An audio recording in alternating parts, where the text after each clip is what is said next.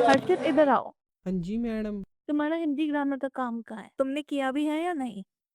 Ma'am वो तो मेरा डॉगी खा गया। तुम्हें क्यों छोड़ के आओ? अब से तुम्हारा ग्राउंड में जाना बंद। यहाँ बैठ के होमवर्क खत्म करो। अरे यार मैं बड़ा।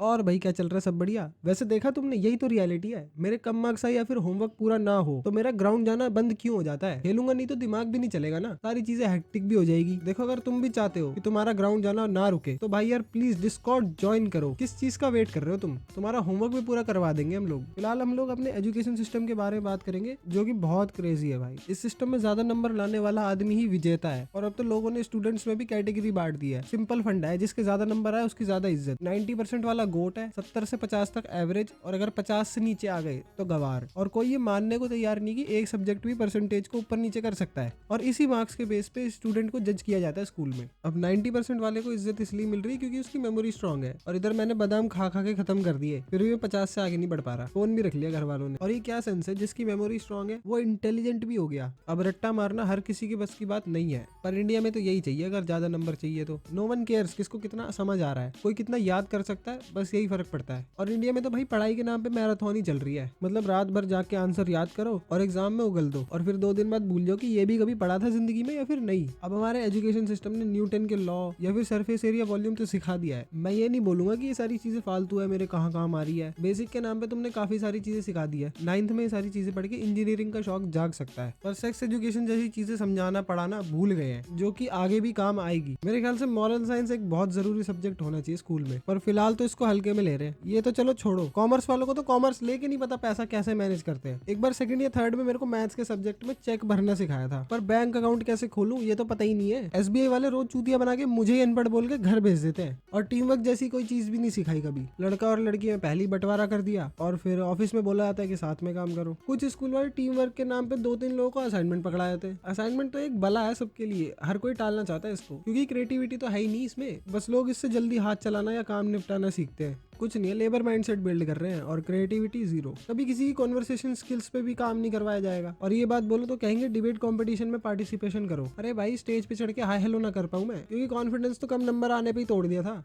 और अच्छे टीचर्स तो बस मुझे मूवी में ही दिखते हैं आजकल। बाकी रियलिटी ये है कि सबको अपना सिलेबस कंप्लीट कराना है, दैट्स इट। पीटीएम में तो पेरेंट्स के सामने बोल देते हैं कि एक सवाल को 1000 बार समझाएंगे, और अगर क्लास के टाइम पे गलती से दूसरी बार भी पूछ लिया तो मौत आ जाती है टीचर को। मतलब टीचर अपने काम की जिम्मेदारी नहीं लेना चाहता, जिस बात की वो पैसे ले रहा है। इन सब चीजों को बिगाड़ने में हमारे पेरेंट्स का भी योगदान है। वो शर्मा का लड़का भाई कितने भी नंबर लाए, तुम्हें क्या फर्क पड़ता है? मेरे को ये बात समझ नहीं आती। अपने बच्चे पे ध्यान दो ना भाई। अपने बच्चों को दूसरों से कंपेयर करना is a sign of parental failure. अपने बच्चे का टैलेंट तो ढूंढो पहले। ये सारी चीजें जानने के बाद इतना खराब नहीं लगेगा अपना बच्चा जितना अभी लग रहा है। मैं राइट पेरेंटिंग नहीं सिखा रहा हूँ, बट हाँ मुझे इतना पता है कि बिना मेहनत की उम्मीद करना गलत बात है। ज्यादा फीस देने की वजह से पेरेंट्स भी प्रेशराइज होते हैं, और अच्छा रिजल्ट चाहिए होता है तो सारा प्रेशर वो बच्चों पे डाल देते हैं। यहाँ तक तो कोचिंग क्लासेस भी लगा देते हैं, और कोचिंग क्लासेस फिर बच्चों की लगा देते हैं। ज्यादा मार्क्स वालों की फोटो अपने बैनर पे चिपका के सपने बेचते हैं। वो पढ़ाई बिजनेस है उनके लिए। और स्कूल और कोचिंग के साथ साथ चलना थोड़ा मुश्किल हो जाता है, तो बच्चा हो जाता है मैसअप। ये बात कोई समझता नहीं है, और फिर एंड में रिजल्ट खराब आता है, और इस बात पे पेरेंट्स को भरोसा नहीं होता। मतलब सही में यार, इतना प्रेशर झेलने के बाद रिजल्ट तो खराब ही आएगा ना। कितना ही याद कर लेगा एक इंसान का बच्चा, कंप्यूटर थोड़ी ना है वो। और सोसाइटी ने फेलियर को तो टैबू ही बना दिया है। मतलब एक फेलियर से पूरी पर्सनैलिटी जज कर लेते हैं लोग। और मेरे ओपिनियन में कहीं ना कहीं फेल होना जरूरी है, तभी तो आदमी सीखेगा। खैर सिस्टम तो सेकंड चांस अलाउ कर देता है, पर सोसाइटी वो तो फर्स्ट चांस भी बहुत मुश्किल से देती है। और इन सब चीजों की वजह से बच्चे गलत कदम तक उठा लेते हैं, और ये टॉपिक अभी तक लोगों को सीरियस नहीं लगा। एग्जाम्स के टाइम पे बच्चों को एंग्जाइटी और डिप्रेशन जैसी चीजें हो जाती है, लोग इसको फिर भी नॉर्मल मानते हैं। अबे डर ज्यादा लगना, नींद कम होना नॉर्मल थोड़ी ना है। पता नहीं भाई कब समझ में आएगी। फिलहाल लोग पढ़ने में लगे हुए हैं, बट मोस्टली लोगों को पता नहीं करना क्या है। इसको रैट रेस भी कह सकते हैं। और सिस्टम ने डिसीजन मेकिंग इतनी पुअर कर दी है कि स्ट्रीम सिलेक्शन भी नहीं हो पा रहा है। तो इसलिए पढ़ाई हर दिन की रेस बन गई है, जिसकी फिनिशिंग लाइन पता नहीं कहाँ है। मेरा मानना तो ये है कि स्टूडेंट वीक नहीं है, सिस्टम वीक है। इसको चेंज करने की जरूरत है। फिलहाल चेंज के नाम पे सीयूईटी को लेके आए हैं, जो कि कंप्लीट फेलियर है। बाकी जो लोग सिस्टम चला रहे हैं उनको ऐसी कुछ खास दिक्कत लगती नहीं है, क्योंकि उनके जो बच्चे हैं वो अब्रॉड पढ़ते हैं। अगर उनके बच्चे यहाँ पढ़े तो गवर्नमेंट स्कूल भी ठीक हो जाएंगे, और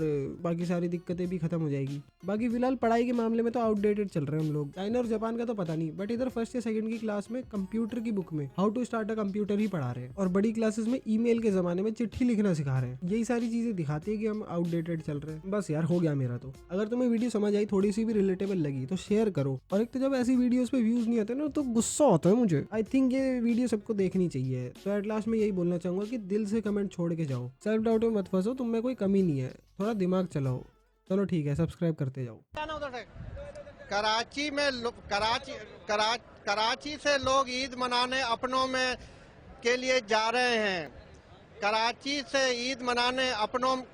से लोग अपनों में ईद मनाने के लिए अंदरूने मुल्क जा रहे हैं। कैमरामैन इस्माइल